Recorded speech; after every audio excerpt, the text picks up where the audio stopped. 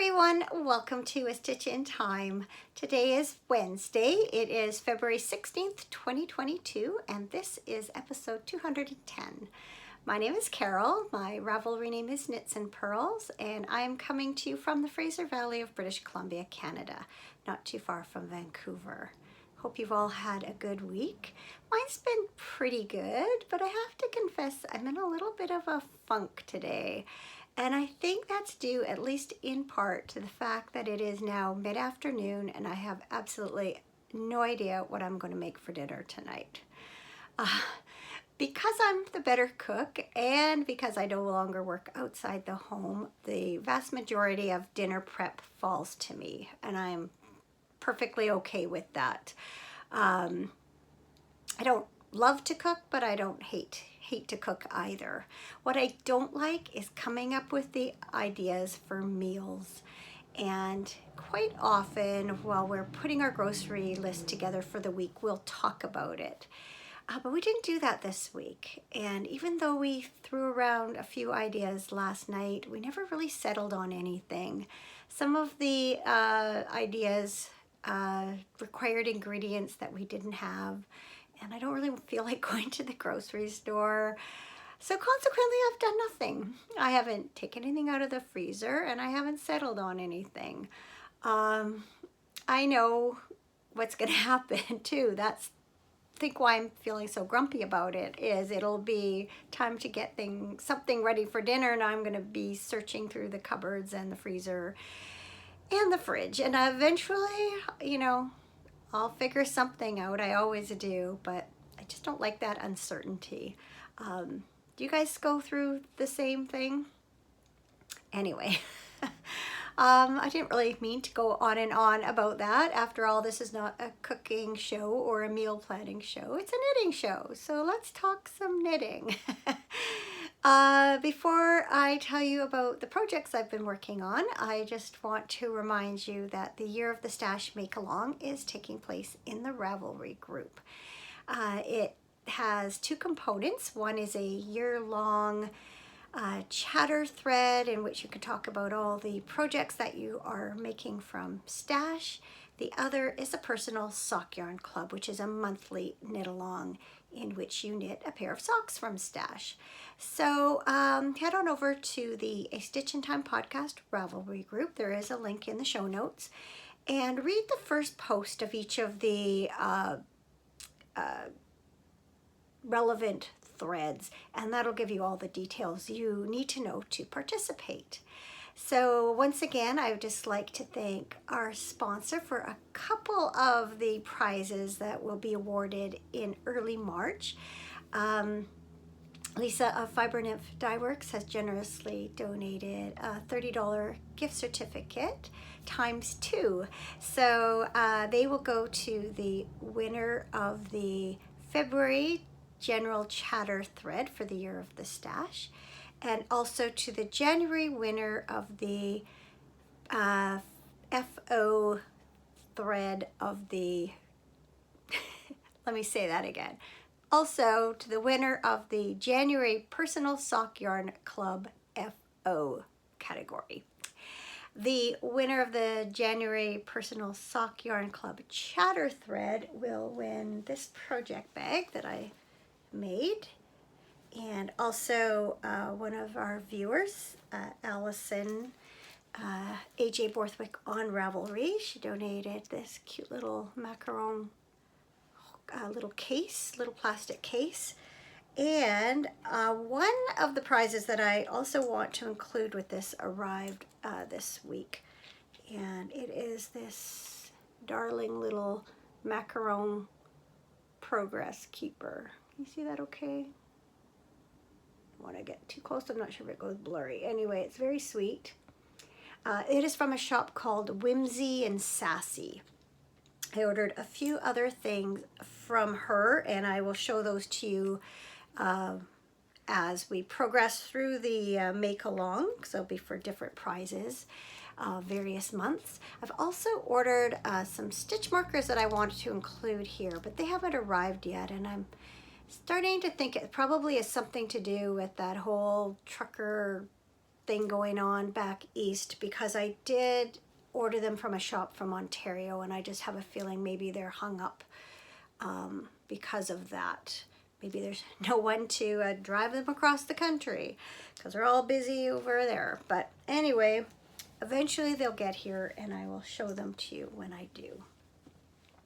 If you have any questions regarding the make-along, feel free to ask.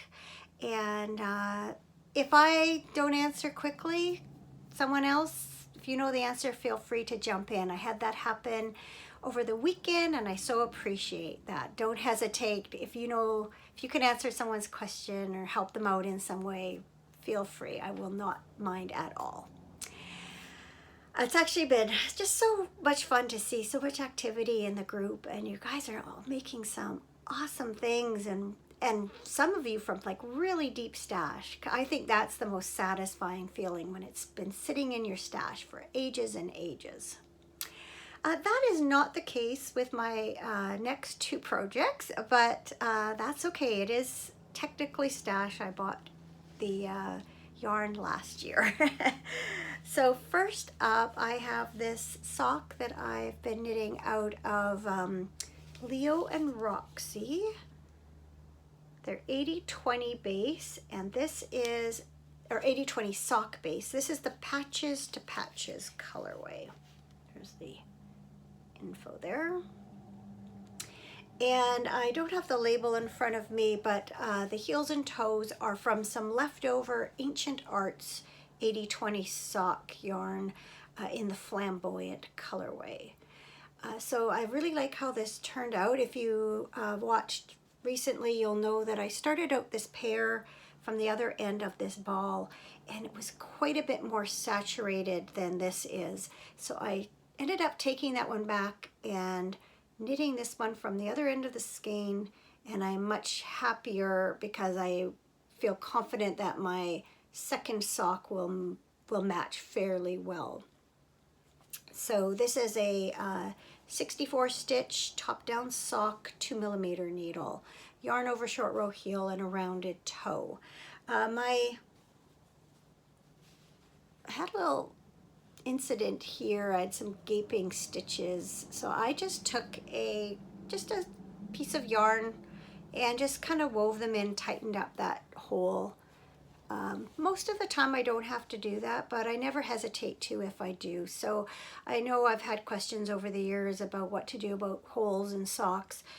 There are some solutions that you can fix with the knitting, but if you ever have a little hole where your heel and sock meet, don't hesitate. Just weave some yarn into some stitches. So I just wove them in along here, kind of fixed it up, and then move them back here, and they'll stay put, and they'll just kind of clean that up.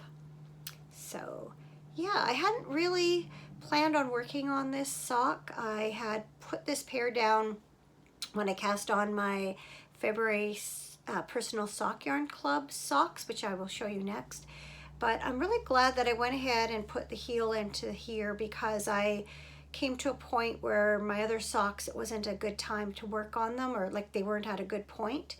And so I was able to pick these up, and then I just carried on. So one sock down, and then I have the other one cast on, the ribbing done, and a couple of rows.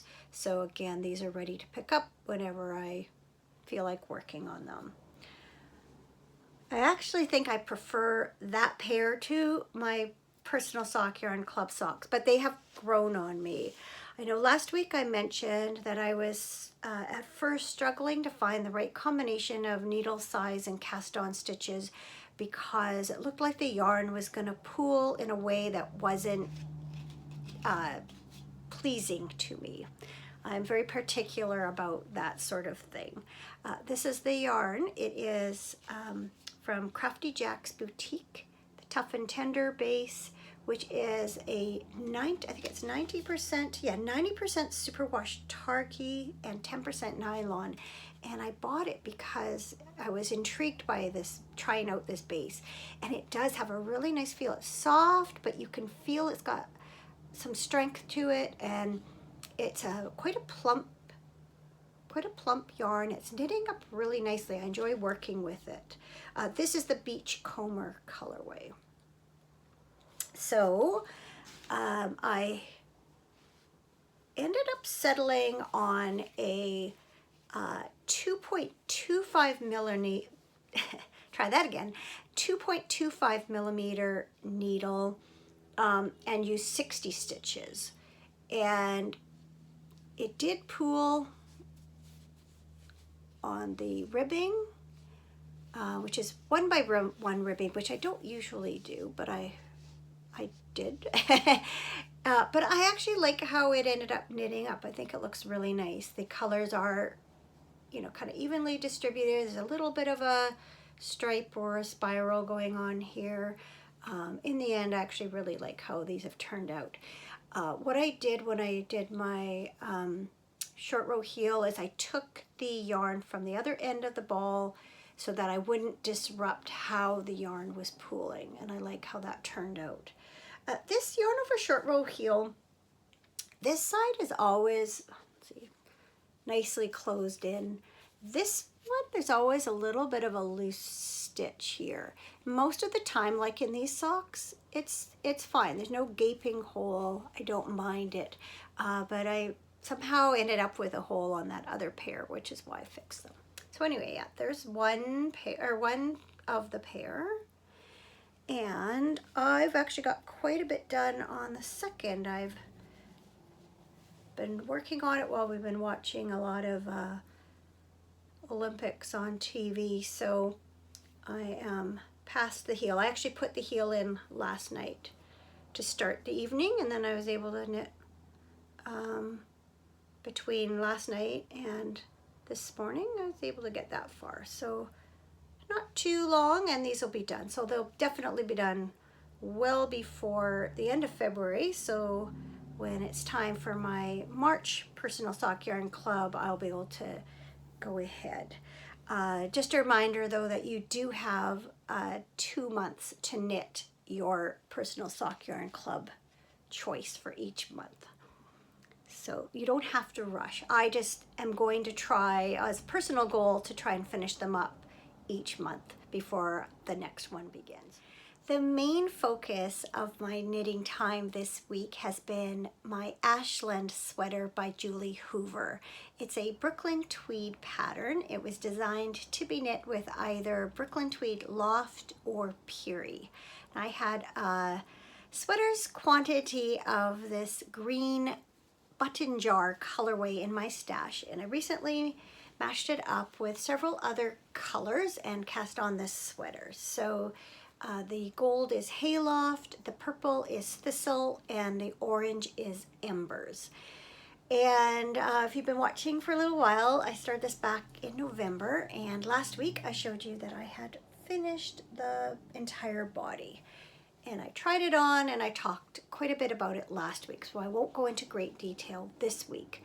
I know last week I did mention that instead of doing a tubular bind off, I did Jenny's surprisingly stretchy bind off. But what I neglected to mention was that it also called for tubular cast on, and I don't enjoy doing those.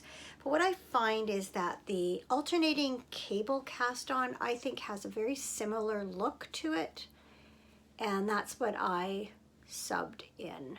A lot easier. It's still slower than doing a long tail cast on, but I think it gives a really nice edge.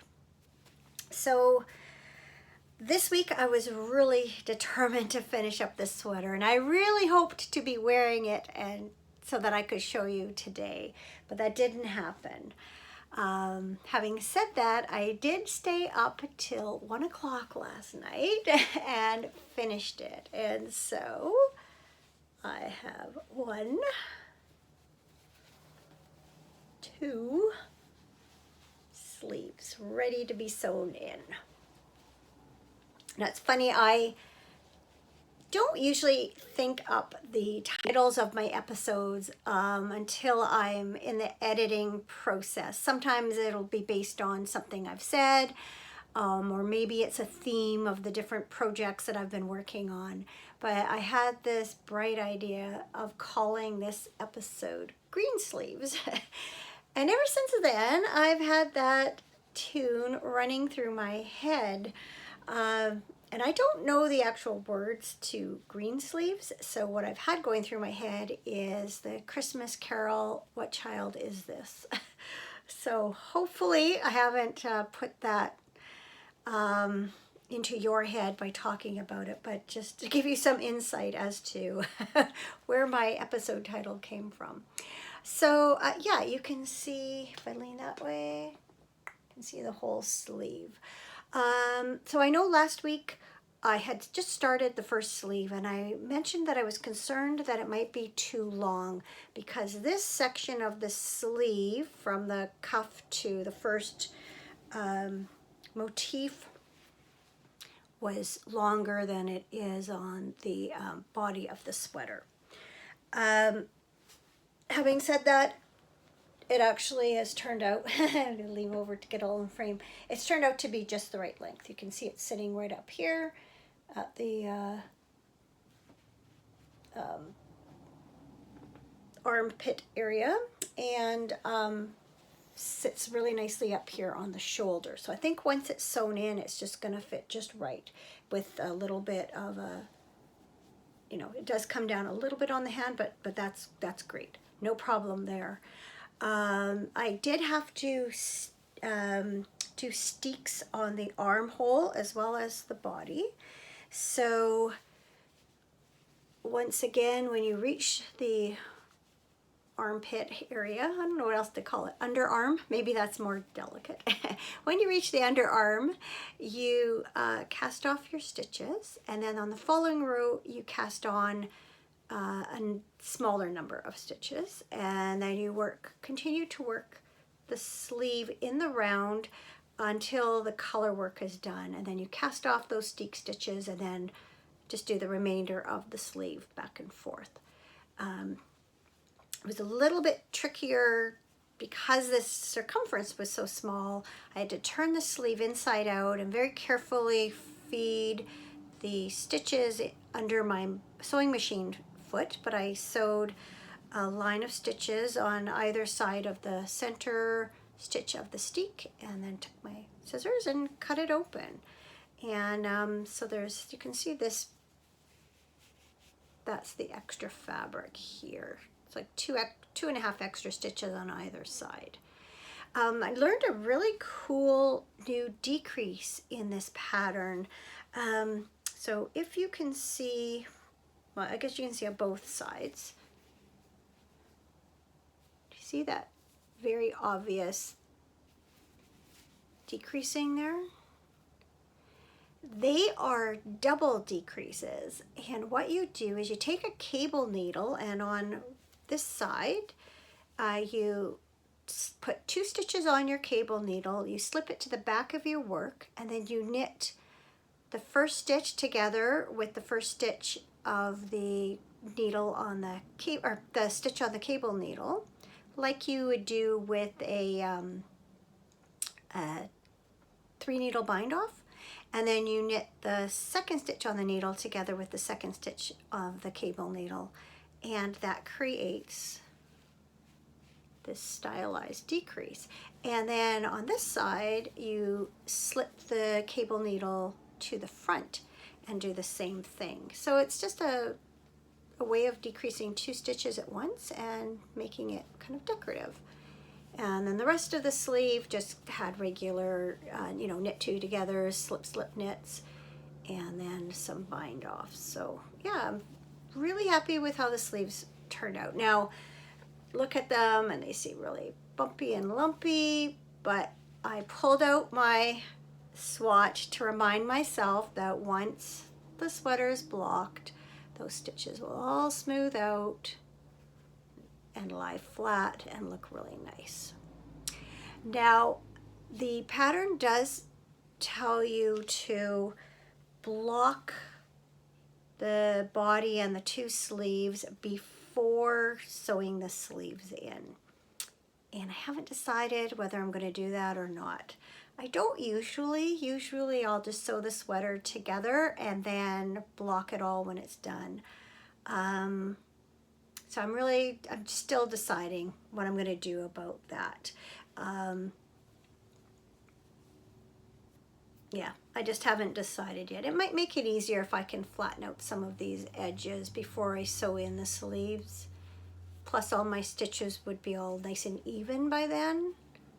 So I may do what I'm told and do that. I just haven't decided yet. I was going to say one more thing about that. Oh yes, because this yarn breaks very easily, just because it's very loosely spun. Let's see where you can see it. So if I pull it, I mean, it just comes apart so easily. So they do recommend sewing it with some more tightly spun yarn, like a sock yarn. So I have to go through my stash and see what I can find as far as a matching color. I shouldn't have any trouble with that. So yeah, this is so close to being done. I'm really excited about it. The other thing is that I tried it on with kind of putting the sleeves on alongside the body, and I do think that it definitely helps to balance out the body of this sweater, and I think I'll be, if not 100% happy with the fit, I think I'll be okay with it. I think I will like it when it's all done. I put this sweater on today. This is Waka Long. No, it's not. Hang on. I knew what it was before. Yeah, is it Walk Along? It's by Anka Strick. I'll put the name information down here. I don't know why I'm blanking, and I didn't write it in my notes.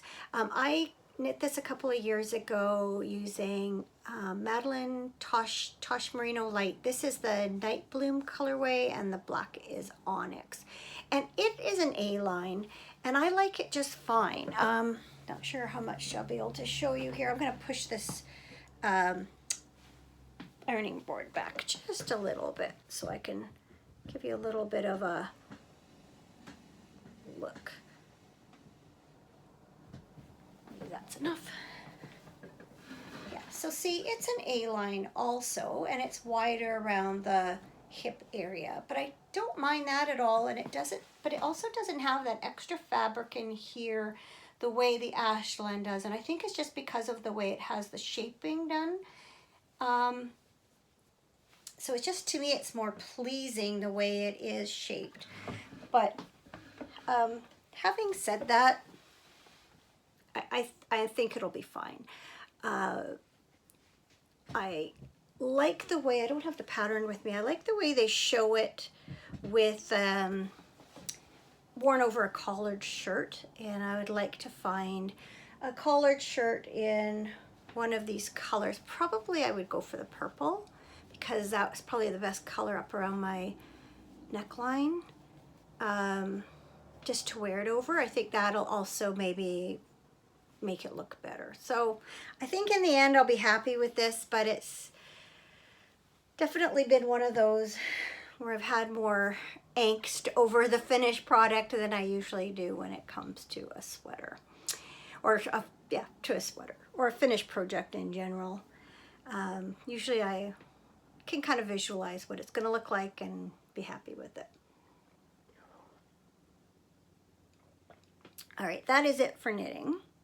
Not tons going on, although we did have some various family time over the last week, and we have more to come in the week ahead. So on, I can't remember if it was Thursday or Friday, I met my daughter Jessica for lunch. We had a good visit over lunch, and then I went over to her place and saw the kids for a little while when they came home from school. We had not gotten together for even a cup of tea in a long time, so it was good to just kind of catch up and just have some mother-daughter time. Because she works full-time, we don't get that very often, just the two of us. She's right now just has a a few fewer hours temporarily, so she's had a little more time to herself, which gave us a chance to hang out. So that was really nice. Then on Sunday, we picked up some cupcakes and took them over to the grandkids for Valentine's Day. And then from there, we went to a local brewery and met up with one of our sons and his wife for a drink and some snacks, and just had a nice, I don't know, a couple hours with them. So yeah, it was beautiful too. We had actually both the days we had really nice weather. We've had a little bit of a taste of spring weather, and in fact it was sunny here earlier, and I've even opened the windows a little bit, let in some fresh air, but now it's overcast and I think we're supposed to get more rain, but just have to take those little bits of sunshine when we can. Valentine's Day we never make a huge deal of, but we gave each other cards, and then Cameron did come home with some flowers. And we had planned to have a nice dinner Saturday. I'm trying to think why that got messed with. Oh, I know, we went out and ran some errands and then ended up going out for a really late lunch. So we ended up just having, I think, soup for dinner on Saturday. And I had taken steak out of the freezer, so I kept that for another day, and we had picked up some stuffed mushroom caps and shrimp skewers and stuff to go with it. So then Sunday we ended up meeting our son and daughter-in-law, and ended up again with like a late lunch. So we saved the steak and stuff for Valentine's Day. So we had a nice dinner and watched it in front of the TV watching Olympics. So not exactly romantic, but we enjoyed it. And we had a bottle of one of our favorite wines. So that's all we did for Valentine's. Nothing too fancy, you know, too elaborate. So my something good for this week is Family Day. This is something that many of the provinces in Canada have adopted over the last few years, and it's just nice. It's a little holiday in the middle of February, and just where everyone's kind of sick of winter and needing a little bright spot. Family Day kind of fills that niche. So that is coming up on Monday. Now, we are going to have our family over here for supper on Sunday because that works better for everybody. And then Monday, we're actually going in to Vancouver, taking some customers to a hockey game. We were supposed to do this back before Christmas, and it ended up getting canceled because a number of the players had COVID. So now this is the rescheduled game. It's actually not, it's a different one, but that's another story. we didn't end up going to the one with the same team, but we're going, actually we're going to see Seattle's team, the Kraken. That's a new team in the NHL this year, so that'll be kind of cool. And it's these particular tickets are, you have a dinner or a meal first, and then you go out to these special seats and watch the game and have various food and beverages served to you throughout the game. So it's kind of a special way to watch a hockey game.